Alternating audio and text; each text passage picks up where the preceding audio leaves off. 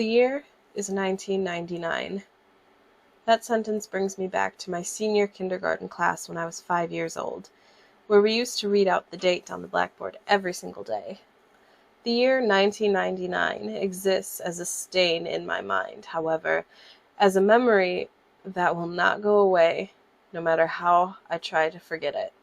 1999 marked the year I lost my first tooth, my first time on a plane, and, unfortunately, the early loss of my childhood innocence. That one memory that refuses to be wiped. It all started with that new, or old, TV. At that time, Pokemon was the latest fad to hit the school. Pokemon cards, games, stickers, and the most popular, the TV show. So of course, every time I came home from school, I would stay glued to the TV until Pokemon came on at 5. The only problem was that my dad watched the news at 5:30, and Pokemon episodes were back to back, which meant I had to miss an episode every day, something I whined on and on about. My dad got tired of hearing me complain every day. That must be why he went and bought another TV. My dad put the TV he bought in my room. Unfortunately, it was just an old, small boob tube, with rabbit ears even. It also only had 20 channels available, not including the channel Pokemon was on. I recall I didn't care, though. I was just thrilled I had my own TV in my room. After surfing through the channels, I came to the conclusion that only Channel 2, TVO Kids, was worth watching, so I watched that for a while. It wasn't for another few months until I discovered Channel 21. One day in April, I was flipping through the channels, trying to see if Pokemon was on. I pressed Channel 21 into the remote, hoping there were more channels, and to my delight, there was. My dad was surprised too, but he let me watch it because it seemed to have kids' programs on. The channel was called Caledon Local 21, and later I found out it was indeed broadcasted from the town of Caledon, Ontario, a town very close to my city. The shows I saw in Caledon Local 21 looked poorly made, and I never understood what was going on in them half the time. However, as I grew up, every time I thought of that channel, I realized more and more how messed up the shows were, and I had to ask myself, what the fuck was I watching? The following is a list of shows and episodes I remember seeing on Caledon Local 21. How I remember such detail even disturbs me, but I guess things like this stand out in your mind for a while. The channel only ran a few shows, probably because it was only operational between 4 p.m. and 9 p.m. April 1999. Mr. Bear's Cellar, Episode 12. Very sketchy name if you were to look at it nowadays. The show featured a guy wearing a bear mascot costume who would get a new visitor into his cellar every day. It was always a kid. The show was filmed with a camcorder, and not a very good one either. The police asked me a lot of questions about this show. This episode started with Mr. Bear sitting at a table playing checkers by himself. He sat there playing for a bit until there was a knock on the door. The camera was then looking up the stairs at the door, where there was another knock. Mr. Bear climbed the stairs and opened the door to reveal 2 young children. One was a boy about my age, and the other was a girl who looked about 8. Mr. Bear danced in delight, and then started talking to the kids. I couldn't hear any of them that well, I remember. Mr. Bear then led the kids into the cellar, which was quite dark, only lit by a small oil lamp on the table. I can't really remember that much more, except him singing a song which I couldn't hear too well either, probably because of that large bear mask. The episode ended with them playing hide-and-seek, with the kids hiding in a closet, and Mr. Bear counting. May 1999. Soup and Spoon. I don't think this was even a show. I think it was more of a special movie thing. All I know is I stopped watching Caledon Local 21 for a while, because I thought this show was too stupid, especially since Pokemon now came on at 4:30 and 5. I don't remember much of this, but it showed a can of soup and a spoon, both attached to strings, swinging back and forth, as if someone was holding them and dangling them in front of the camera. Interestingly enough, the show was shot in a basement, which looked just like the one used in Mr. Bear's cellar. Like I said, I can't remember much. The only thing I can remember clearly was the end. The entire thing was only half an hour, and just included stuff I found stupid, such as the spoon chasing the soup around trying to eat him. The ending showed a table, and about 7 kids sitting around it, each with a bowl of soup in front of them. They were sitting and looking at the camera, but with confused, almost frightened faces. The cameraman then held the can of soup in front of the kids and said, "Spoons ready?" And then it just stopped. July 1999. It was summer, and I hadn't watched Channel 21 for a while, until one day when I slept over at my friend's house, and I decided to check it out again. My friend had gotten a TV in his room for his 6th birthday, so we stayed up very late. For us, 9:30 was very late, and watched TV. That's when I remembered Channel 21 and brought it up to my friend. We decided to see if it was still on, and to our surprise, it was. They must have changed the broadcasting time. Mr. Bear's Cellar, episode 23.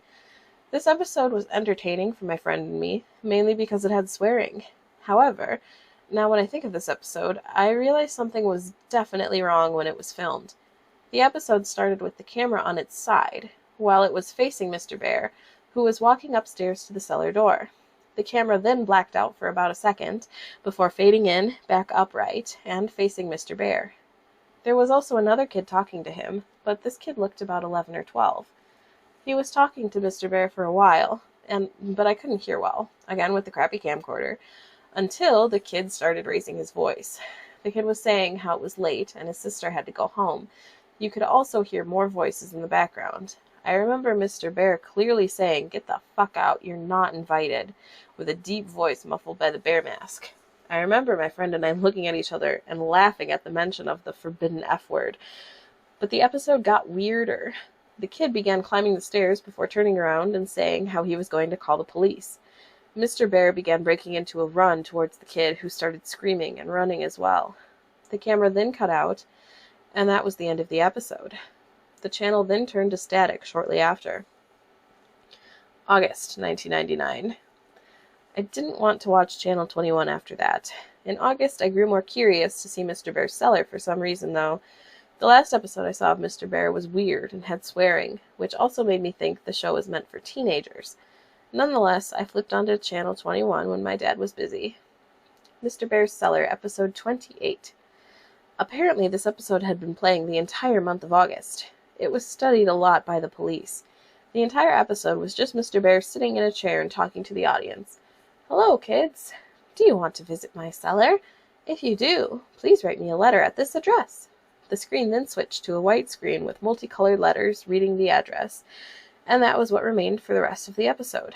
This repeated for 5 hours, every day, until September came. And guess what I actually did? I sent Mr. Bear, or that sick bastard who portrayed him, a letter. I did it out of curiosity mostly. My dad was okay with it, because he thought it was a legit kid show. But then again, he never saw any of what was on Channel 21. So I wrote a letter using my best writing possible. I think I just said how I wanted to meet Mr. Bear. So my dad sent the letter to the address Mr. Bear said on the show. It stayed on all day anyway for some reason. It took about a week to get a response, which I was surprised I did. I still have the letter I received on August 15th, 1999.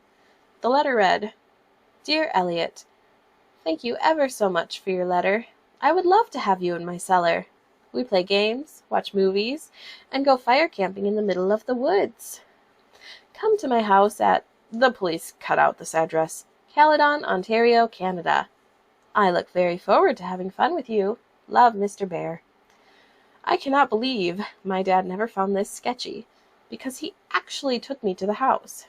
And that's when the police became involved. Those endless questions, those pictures of terrified kids, the woods. That brings me to why I'm writing this blog. That psycho and his friends did some fucked up shit back then. And now it seems he's trying to get into contact with me again. The entire police thing is coming back.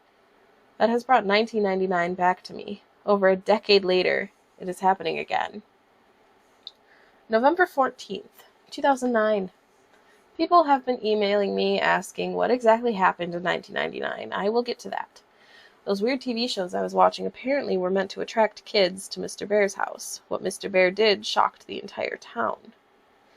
My dad actually drove me to Caledon, along with the address Mr. Bear left on the letter. The house was actually in the outskirts of the town, in the open farmland. I still remember that house. It looked like an older farmhouse that looked to have been built in the early 1900s. The windows were all boarded up, and the house looked in a state of disrepair. As we walked up to the house, I remember my dad checking the address over and over again and looking at the house in disbelief. Then the door opened. I expected Mr. Bear to be at the door, but I was surprised to see a police officer emerge from the creaking doorway. The officer began talking to my dad, while I quickly asked if that was Mr. Bear's house. The officer's face cringed slightly, and he muttered, "Oh, God," or something like that. He started talking quietly to my dad so I couldn't hear, although my dad told me to go to the car anyway. And then we just went home. My dad was quiet the whole way home. I felt something strange had happened. My dad never told me what happened for a while. I forgot about it anyway, too. Channel 21 no longer came on, and when I asked about it, my dad would not acknowledge its existence. I think it was when I was 13 where I learned the truth. I remembered Channel 21 one day and asked my dad about it. I guess he finally decided I should hear the truth. Caledon Local 21 was a local TV channel that ran from October 1997 to August 1999 in the Peel region of Ontario. The entire channel was made from a house in Caledon, the one I visited, and run by a man who was not really known by anyone in the town. The channel was only available to older TVs because the signal was one only picked up by rabbit ears, weaker frequency. The man created all the shows on the channel, all of which were kids' shows. He was Mr. Bear, and he was the mysterious cameraman. The real reason he created the channel was more disturbing than what was originally thought. As you might have already guessed, he kidnapped kids and held them in his cellar. But while most people thought he was a serial child molester, he really wanted to use the kids for another purpose.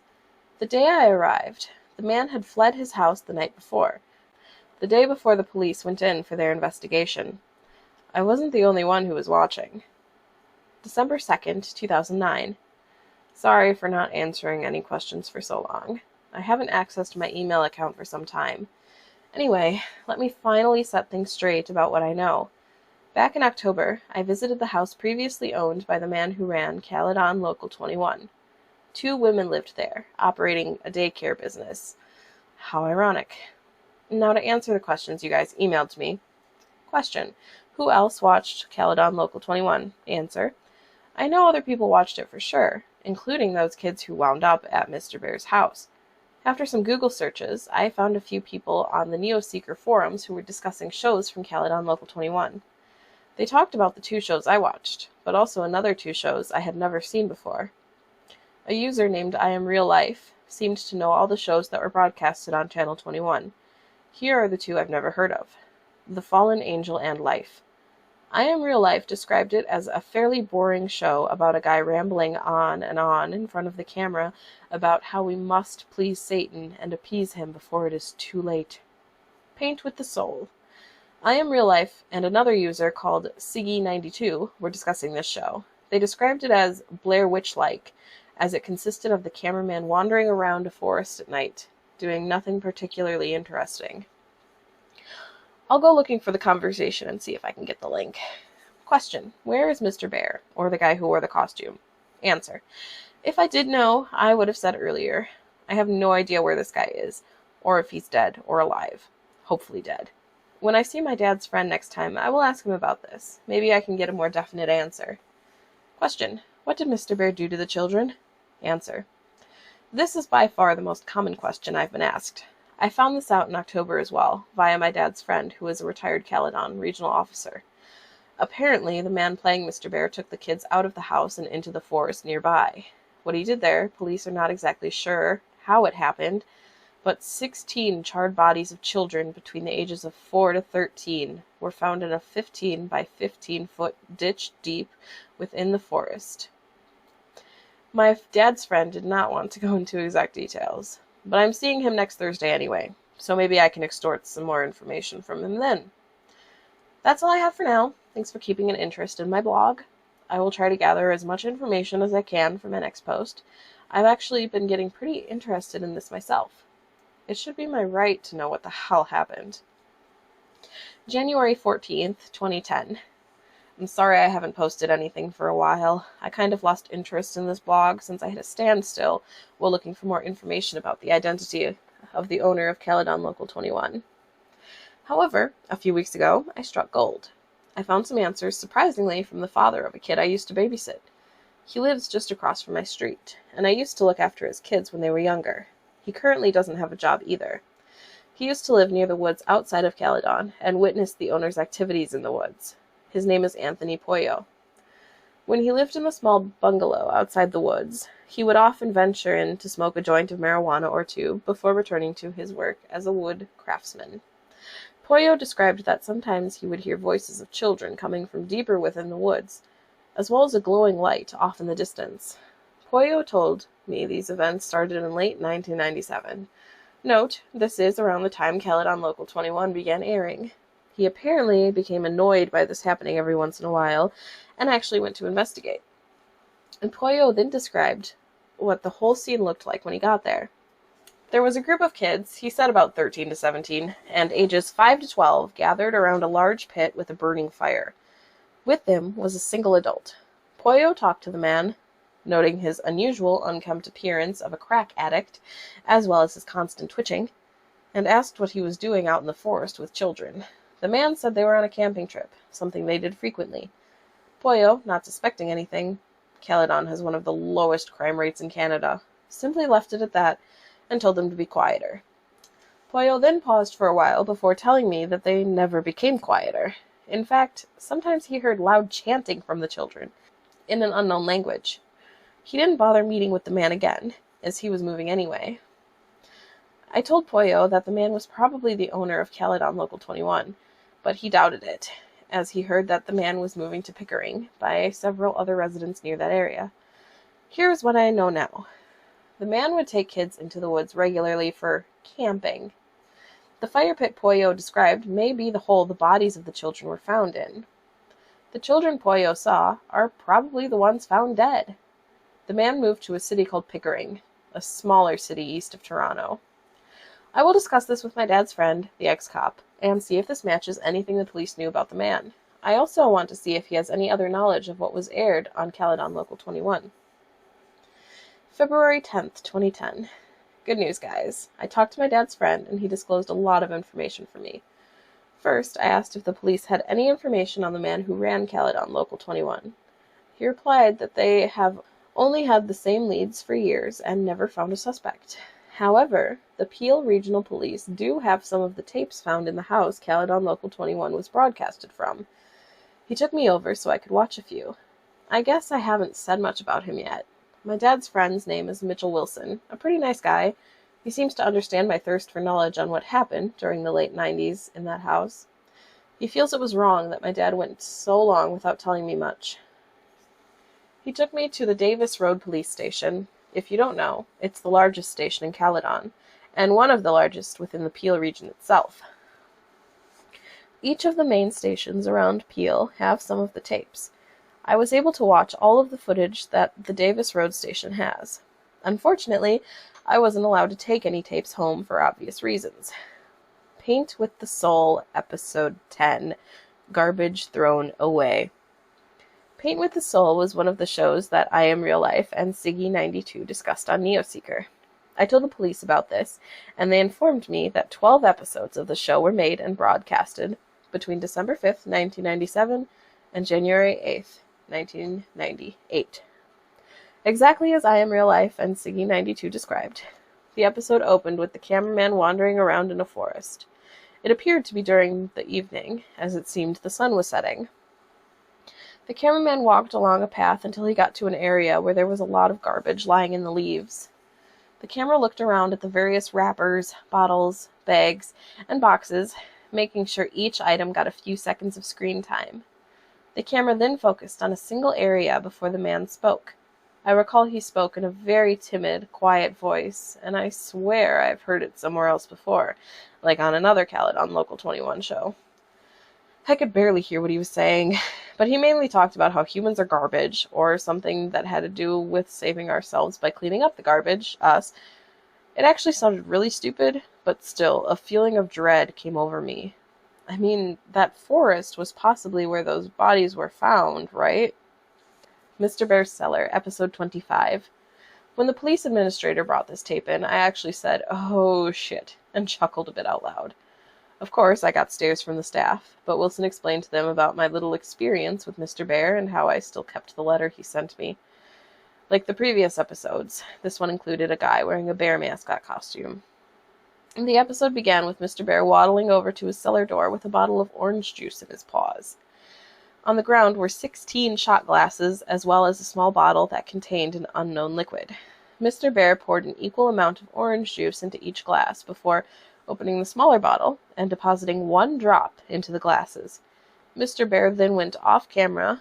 There were some minor sounds, such as shuffling, and then Mr. Bear emerged from behind the camera's location. Following him were 16 children. Some looked as young as 4, while others looked like they were practically teenagers. As the children entered, the administrator commented that this is the only episode that showed all 16 victims. The kids all looked rather content, except for this one who had visible bruises on his face, and unlike the other kids, he had a more fearful expression.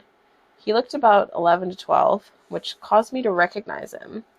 He was the kid who had asked about his sister and subsequently met an unknown fate at the end of episode 23, that one episode I watched during July of 1999.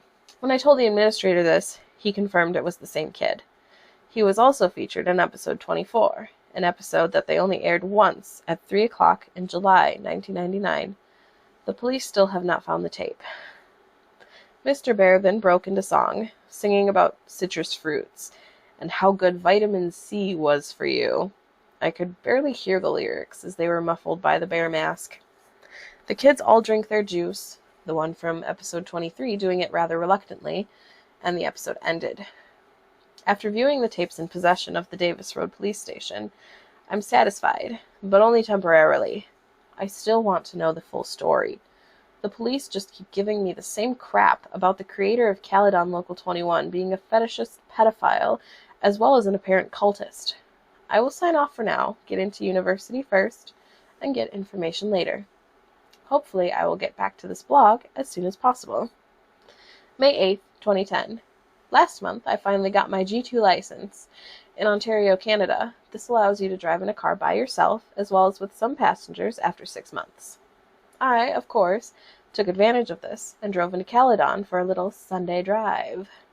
Since I haven't updated this blog in a while, I figured I might as well visit the house where the infamous channel of my childhood was located. The house looked different than when I last saw it in October. The place was no longer used as a daycare, and just sat there abandoned.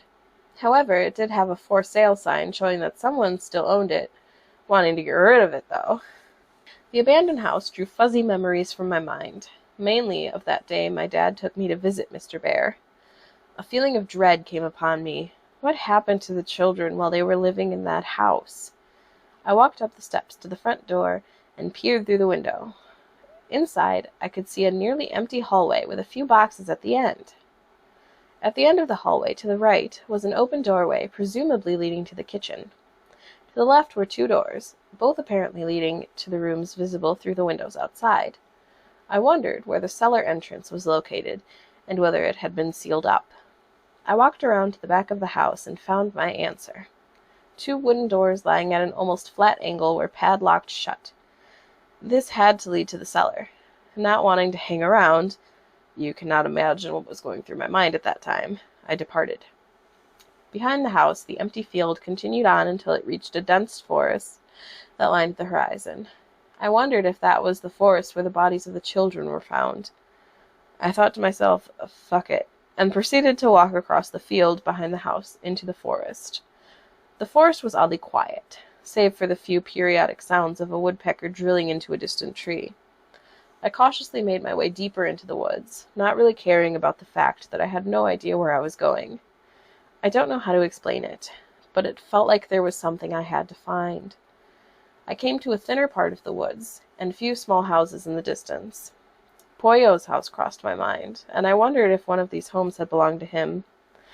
I neared a small clearing in which I could see 3 adequately sized logs gathered around a black, charred area, showing a small fire had been lit there recently. "Hey, get the fuck out of our fort!" Those words nearly gave me a heart attack. I turned to my left and saw 2 dark-clothed people running towards me. My initial thought was to run, However, as they came closer, I saw they were really just kids in their early teens, possibly 13 or 14, maybe even 12.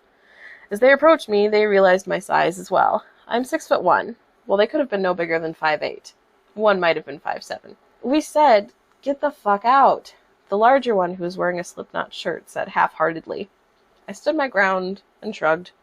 The shorter one, who was wearing a Metallica shirt, swung out a butterfly knife and held it in my direction. "No, you wouldn't want to," I said in a deep, serious tone, trying to sound as badass as possible. I pulled out my cell phone.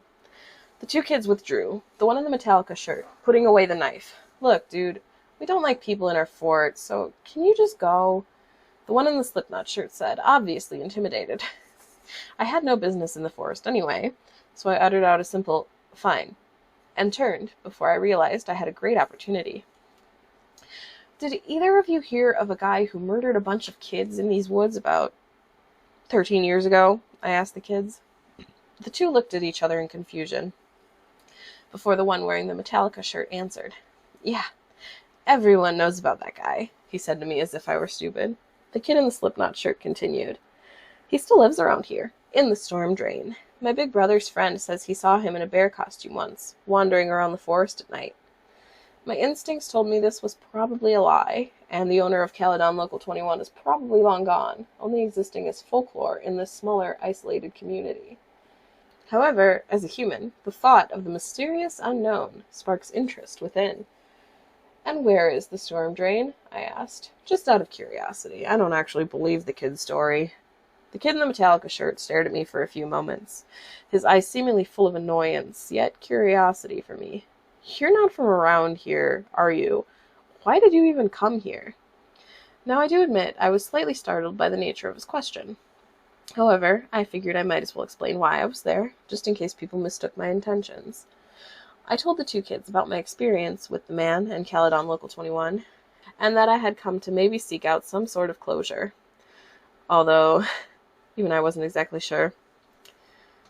The kids seemed familiar with the channel as they smiled and looked at each other when I mentioned it. They also became more understanding and gave me a detailed description on how to get to the storm drain.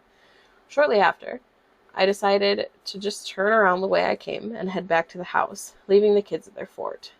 But now you're probably wondering why I left out such detail about what the kids told me just now.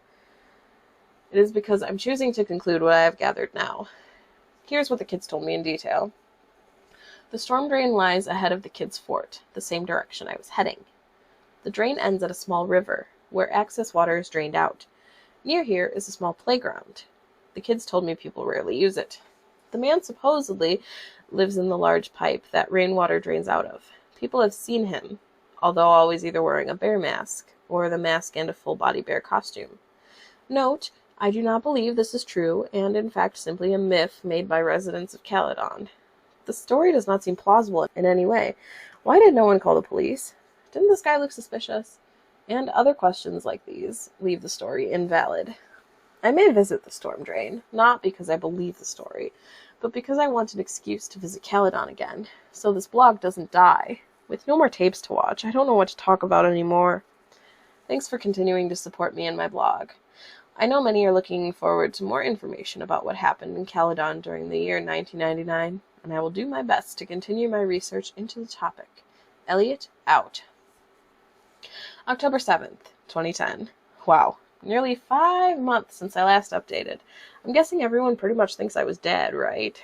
Thankfully, I'm not.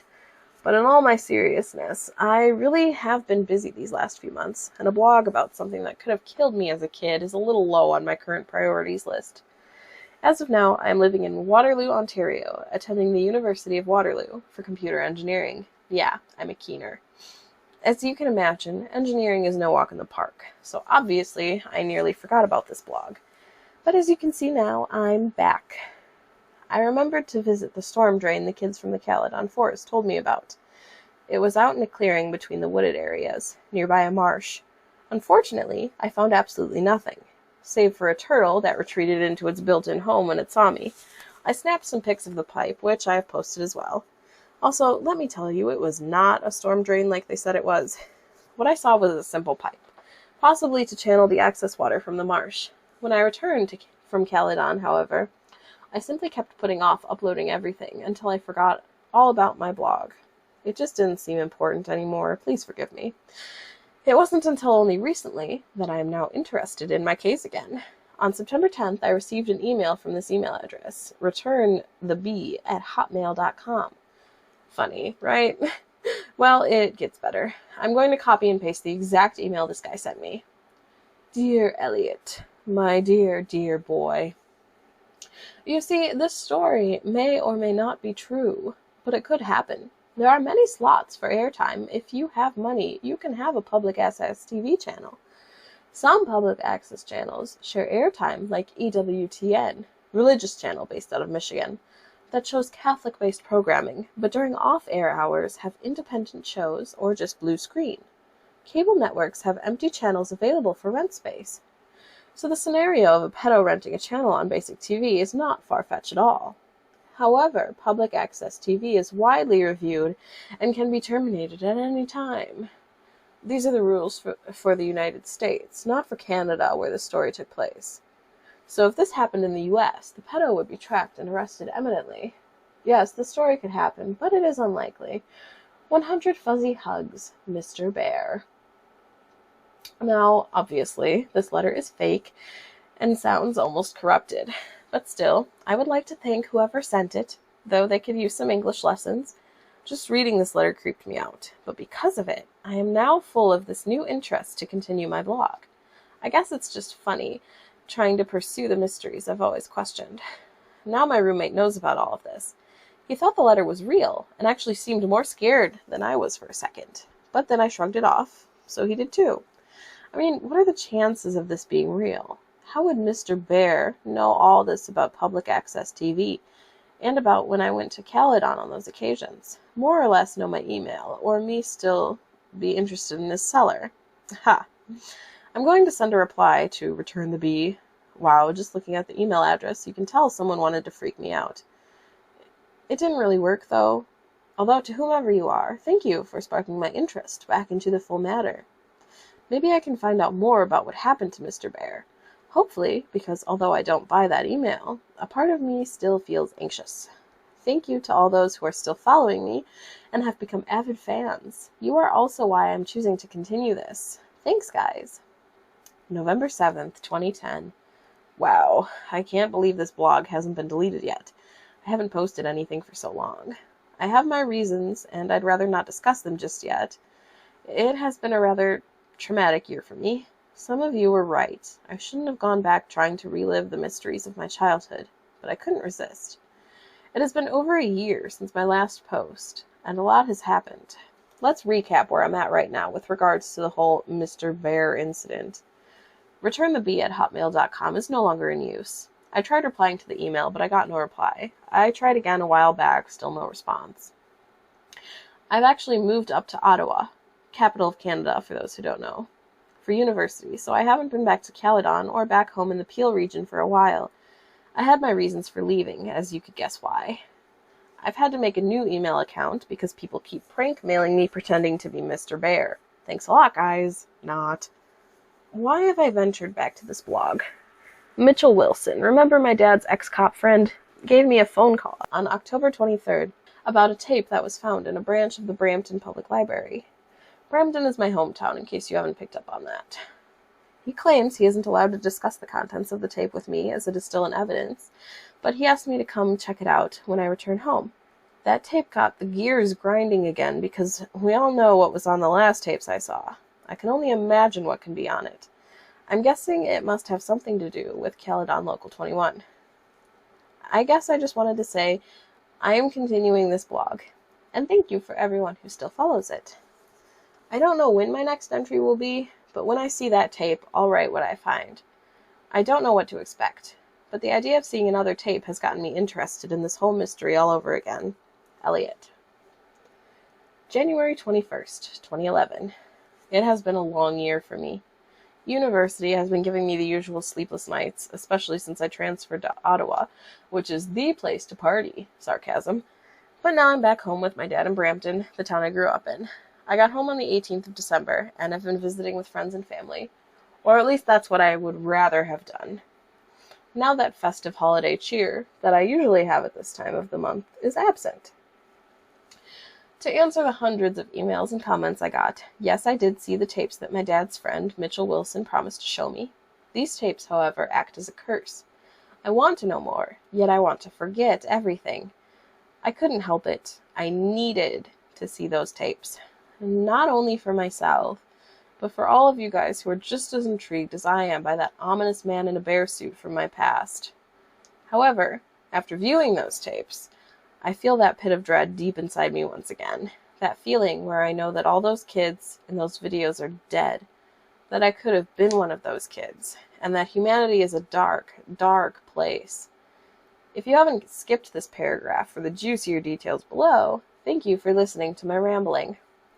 On January 1st, I called Mitchell Wilson and asked if there was a time where I could come by and view the tapes. Things were pretty slow at the station because of a snowstorm, so he said I could come down any time that day. The tapes were located at a branch not too far from me. So I braved the slushy roads and terrible Brampton drivers and made my way to the Peel Regional Police Station located at the Bramalea City Center. I met Wilson at the front desk, where he then led me up to the second floor and into a small office. He instructed me to have a seat and wait while he went and got the tapes.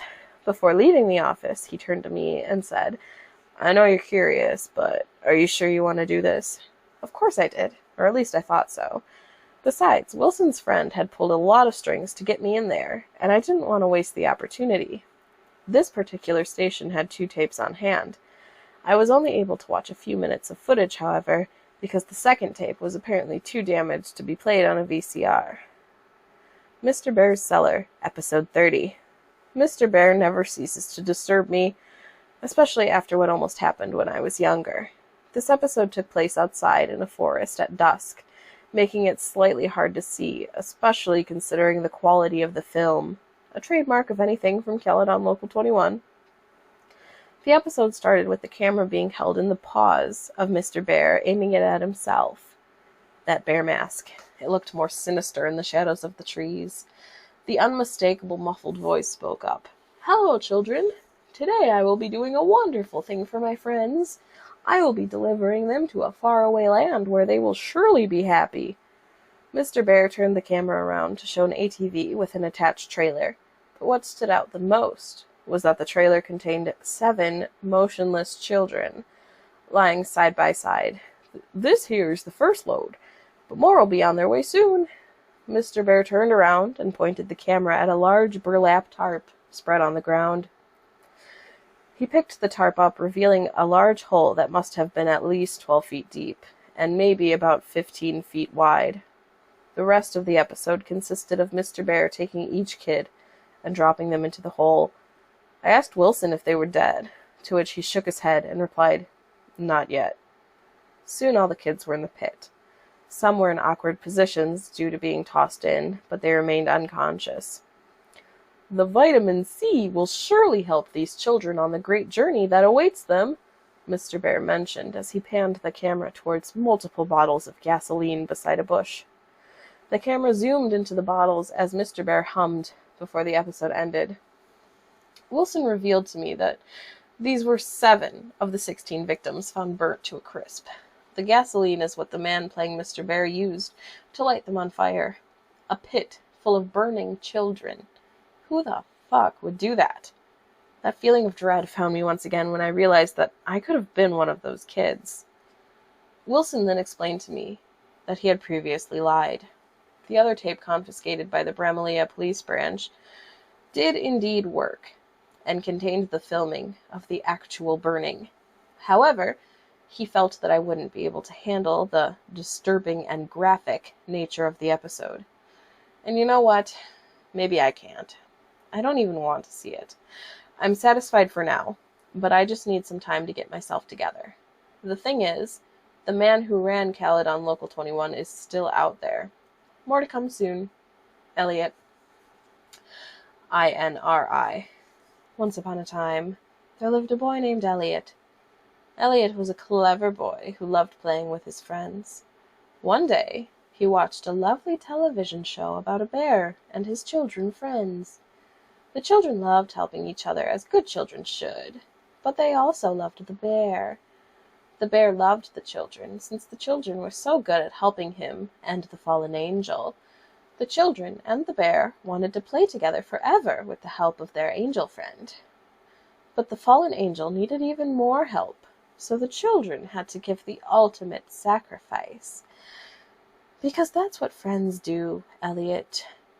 They help each other. Help us, Elliot. Burn with us, Elliot.